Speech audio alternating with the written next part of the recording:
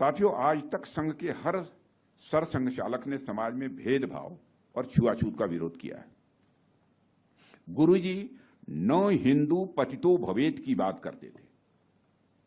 श्री बाला साहब देवरस जी ने स्पष्ट कहा है कि जाति और छुआछूत जैसी विभाजनकारी प्रवृत्तियां सामाजिक असमानता का ही परिणाम है। उनका दृढ़ मत था कि अनटचेबिलिटी को लॉक, स्टॉक एंड बैरल यानी पूरी तरह से समाप्त करना ही होगा। यह उनका स्पष्ट विचार था। श्री सुदर्शन जी कहते थे कि जातिवाद और सामाजिक विषमता भारत की आत्मा को छीण करते हैं। वर्तमान सरसंघ चालक श्री मोहन भागवत जी ने भी एक कुआं, एक मंदिर और एक श्मशान का स्पष्ट संदेश दिया है। मैं बहुत ही संक्षेप में अपनी बातें रख रहा हूं।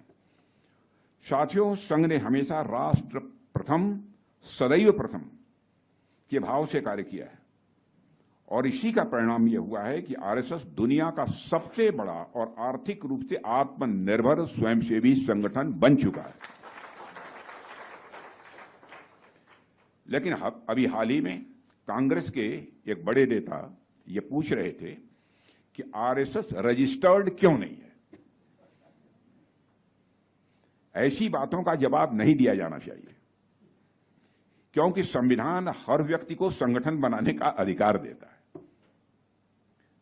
मैं इसमें यह बात जोड़ना चाहता हूं कि मां के प्रेम का कोई लाइसेंस नहीं होता है।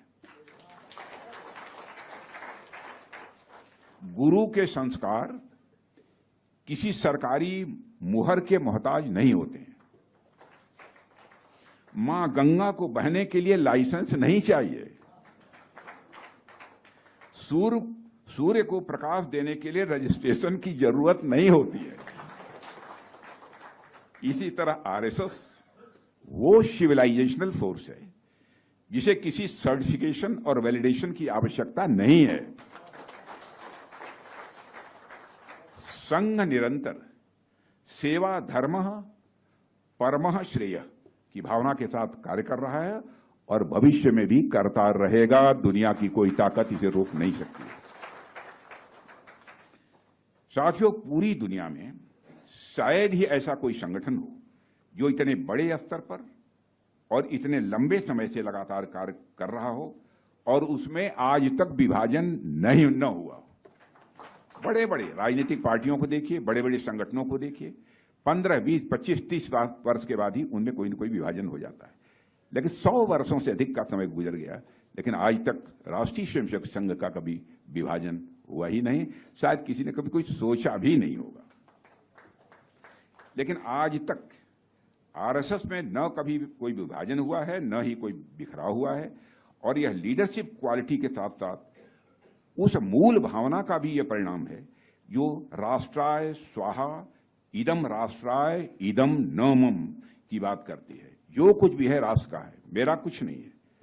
और संघ का हर स्वयंसेवक इसी संकल्प के साथ कार्य करता है कि मेरा कुछ भी नहीं है। अगर कुछ है तो सब राष्ट्र को समर्पित है। उसे किसी पद या प्रतिष्ठा की लालसा नहीं रहती, बस सेवा की ललक रहती है। साथियों, इसलिए मैं कहता हूं कि जो संस्था सेवा, आत्मत्याग और समर्पण के आदर्शों पर चलती है और जिसके कार्यकर्ताओं का ध्येय पवित्र होता है, वहां विभाजन नहीं होता है, केवल संयोजन होता है। वहां विभाजन नहीं होता, केवल संयोजन होता है। और उस संस्था के लोगों को प्रसिद्धि और पुरस्कार की लालसा भी नहीं रहती है।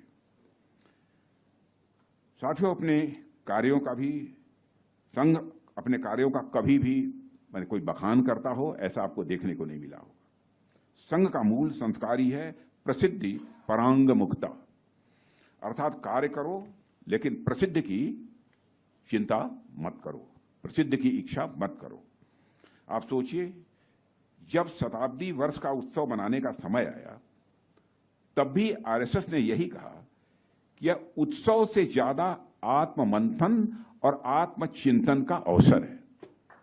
कोई जश्न नहीं मनाया, तब भी कहा यह आत्म मंथन और आत्मचिंतन का अवसर है। यह उत्सव भी संघ ने 5 प्रण करके बनाया। इन 5 प्रणों का उद्देश्य ऐसा समाज बनाना है जो संस्कारित भी हो। उस विस्तार में मैं नहीं जाना चाहता। जो संस्कारित भी हो, ऐसा समाज बनाना जो संस्कारित भी हो, समरस भी हो, आत्मनिर्भर भी हो और पर्यावरण के प्रति संवेदनशील भी हो और अपने कर्तव्यों के प्रति सजग भी रहे। मैं समझता हूं कि ये 5 प्रण विकसित भारत के 5 आधार